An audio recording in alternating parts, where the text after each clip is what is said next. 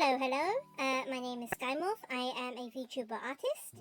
In this video today, I'm going to be talking about a movie I recently watched. I was going to give my opinions. Please be warned that there is going to be spoilers. So if you don't like spoilers, then this video is probably not for you. So this video is like kind of recommended for people who've watched the movie and so forth. Also, there's going to be no movie footage, so feel free to watch me talk about the movie, or you can minimize the video and do other activities while I talk about today's movie review. Well, it's not really going to be a movie review, it's kind of going to be synopsis and my opinions and maybe a little rating. I'm not really a great critique, but I like talking about things. So, the movie review that we are talking about today is Ten Dance, the much awaited Netflix BL movie about competitive ballroom dancing, but also kind of like a rivals to lovers scenario as well. I've been looking forward to this movie, mainly because of the co-stars, the main stars that are starring in this movie. So this is a Netflix only movie, so you need a Netflix subscription to watch the movie. It's not really available in theaters, so it's similar to K-pop Demon Hunters, because that was also exclusive to Netflix. So Ten Dance is directed by Otomo Keishi, and it stars Takeuchi Yoma and Machida Keita, and for me, I'm most excited for this movie because of Machida Keita. If anyone hasn't heard of him, he was Kurosawa in Cherry Magic, and his acting is like really good. He was so charming, had great chemistry, but of course with Cherry Magic there was like a lack of intimacy and skinship between the two leads. But with Netflix there's like less restriction with skinship. So I believe that Machida's gonna have amazing chemistry with Yoma, and also I've heard that Yoma and Machida have like history together because they were casted together as like friends, so they've got a really long good relationship, and believe that their chemistry will be like amazing in this movie, and I think they really suit the roles that they're playing. So now I'm going to talk about the synopsis of the movie. So, Ten Dance, if from the title, is about ballroom. Well, it's not about ballroom. It's about competitive dancing, and we have two experts of dancing. So Yoma plays Suzuki Shinya, and then Machida plays Sugiki Shinya. So they're both similar sounding names, even though they have the same surname. They're not related. So Yoma's character Suzuki specializes in Latin ballroom, and Machida's character Suzuki specializes in ballroom dancing. And the Ten Dance, apparently, is like a real competition where 5 dances are done with Latin American dances, and then 5 dances are kind of ballroom dances. They kind of fuse two together, hence it's called the Ten Dance. And the synopsis of the movie is that Shugiki's character, played by Keita, invites Suzuki's character, which is Yoma's character, to kind of train together so they can take part in the Ten Dance. So the deal is kind of like a parasitic deal. Suzuki teaches Shugiki Latin American dance, and then Shugiki teaches Suzuki ballroom dance. It's kind of like an exchange, because even though both of the characters are experts in their own relative fields, they're not good at the other field. So Suzuki's not good at ballroom dancing, and Shugiki is not good at Latin American, so they kind of need each other. It's kind of like it does feel like a parasitic relationship, and it kind of goes through their kind of journey in getting to know each other, getting to know their modes of kind of dance, but also their feelings kind of develop from there. But they're also going through, like, because it's like a competitive sports drama, they're also going through the whole competitive side of dancing and such.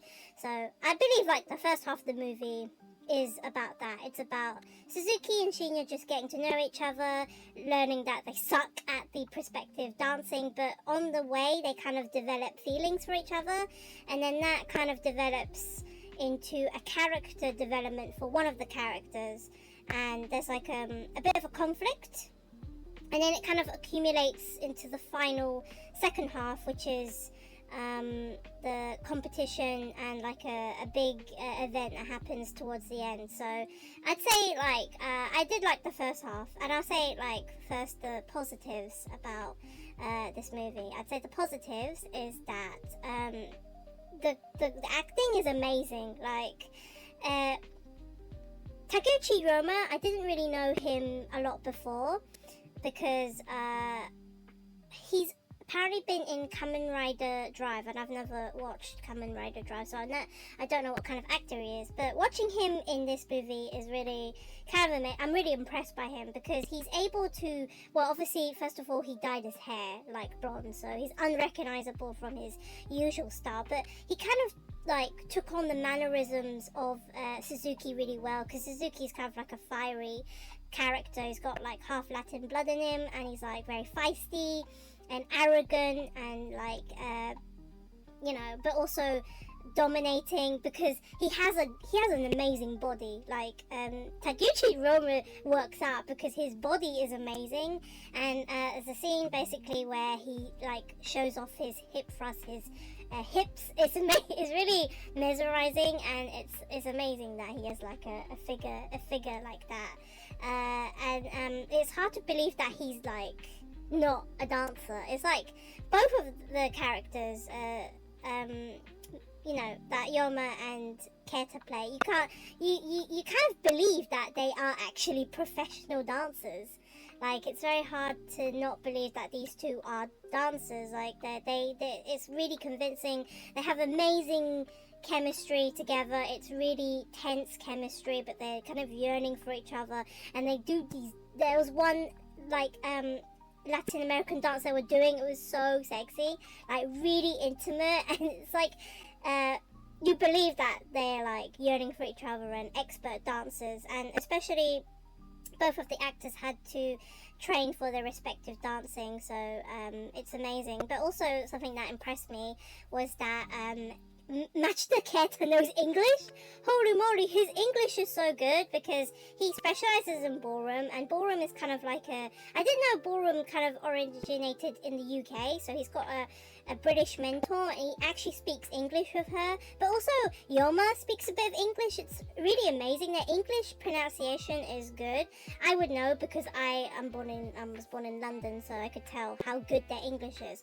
But also Yoma knows a bit of I don't know if it's Spanish or what they speak in Cuba, but he can speak that as well. It's pretty amazing, like what actors are capable of doing. So the acting is like the acting and the chemistry of Yoma and Keta is amazing. Like, it's electrifying. It's like convincing. And they have separate scenes. They also can act by themselves as well as acting together, and it's amazing to watch. It's probably the best highlight of the movie. It's just amazing. Choreography is amazing. I like the soundtrack as well. So that, I think, is like the positives of the movie. And of course they do have skinship. That dance I mentioned before is really intimate dance. But also they do a make-out scene in the train. I was a little disappointed with the train scene, to be honest with you. I think it was too nauseating for me with all the the frame rate drops, and it's all like swirly, and they're kind of doing a dance as well while making out. But also there's a part, the second half, they really do competitive dancing in Blackpool.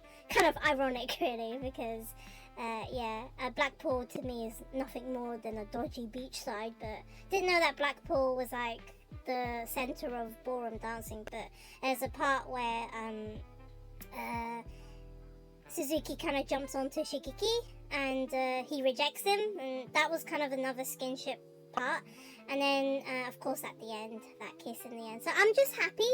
In my opinion, I knew that Ten Dance wasn't going to be kind of explicit, because the original manga was mainly focusing on competitive dancing with the undertones of ABR romance. It was never about like the explicit side. It's more about the metaphoric, emotional side of like their both of the feelings of these two dancers, so I kind of knew that.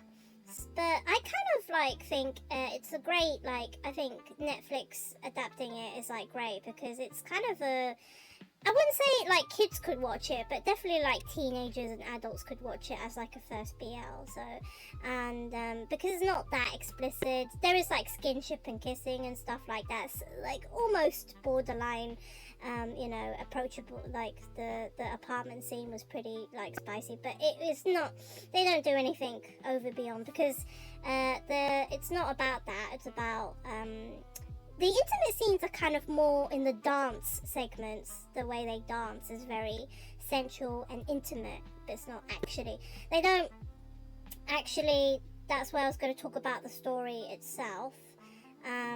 I'd say kind of like the first half of the story was fine, like the developing the feelings, but I think the negatives of the movie, which I'll move on to, is more about the pacing, or the pacing and the flow.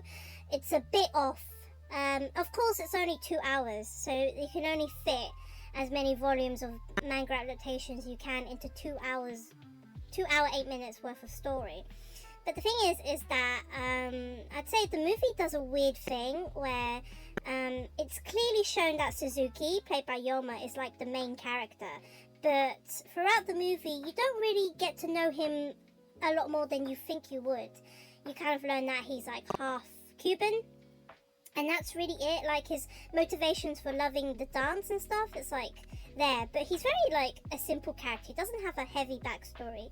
Shugeki, on the other side, played by Keta, the movie really focuses on like his feelings, or what I say, conflicting feelings, and what kind of character he is throughout the movie, because it's a lot about him and how he mistreats his female partners, and how his ex-female partners leave him, and how he lacks love in his competitive dancing, and so it's kind of, and how Shigeki treats Suzuki, because obviously like throughout the movie they develop feelings for each other, and that all kind of like accumulates and that kind of explodes in the train scene. But then kind of after the train scene, when Suzuki wants to advance more, Shigeki like just rejects him flat out, because we don't know what Shigeki's deal is. I think he's like a really master manipulator of people, in my opinion. I think he just likes to utilize people like